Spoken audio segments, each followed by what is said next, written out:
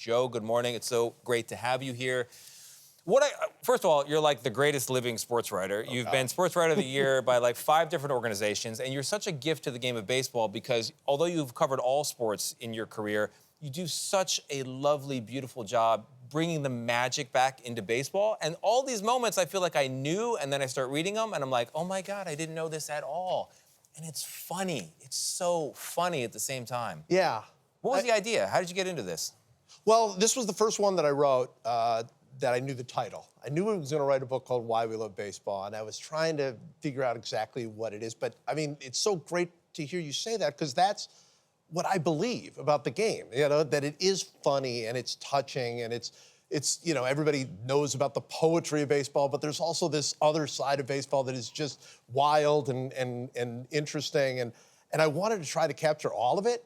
And, you know, I started off by asking people why they love baseball. And it was so interesting to hear people tell because it's so many, everybody has a story. Yeah. And their stories are all different. You never hear the same thing twice. So you've got things here that'll make you laugh, make you cry, things that are inspirational. I mean, what I love about baseball personally is actually the baseball players. They're funny. Yeah. They are good storytellers. There's a lot of downtime. So one moment in particular, Jose Canseco, people will remember this, takes a fly ball off the noggin. Off the head. Off the head. It bounces over the fence. I think it's the only known home run off the head in the history of baseball.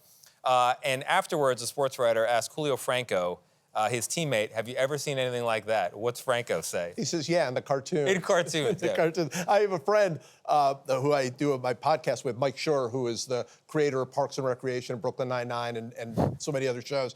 And he told me when I started, if Jose Canseco is not #1, the whole book is invalid. Like, he was convinced that had to be the #1 moment. Something else that people in the New York area in particular remember, Mr. October, the great Reggie Jackson. You think, oh, that's because he was having a wonderful playoff season, right? What's the real story behind that? So funny. The real story is that he was having a terrible playoffs, terrible, and he went to, and complained about something, and they went to Thurman Munson and said, what do you think about him complaining Great about all Yankees this? catcher. Yeah, great Yankee catcher. What do you think about him complaining? And he's like, well, you know, the guy's Mr. October. Yeah, we got to listen to him. Yeah, he's complaining about like a pitching decision or something like that. Yeah. And he's like 2 for $1 million in the playoffs at that point, and got to listen to him on the pitching, right? Mr. October over here. Yeah, and it sticks. I just love that. It's fantastic. One of the inspirational stories where I'm like, actually, like I think about this almost every day now. Don Larson. Yes. Perfect game in the World Series, right? In the World Series. In the World Series.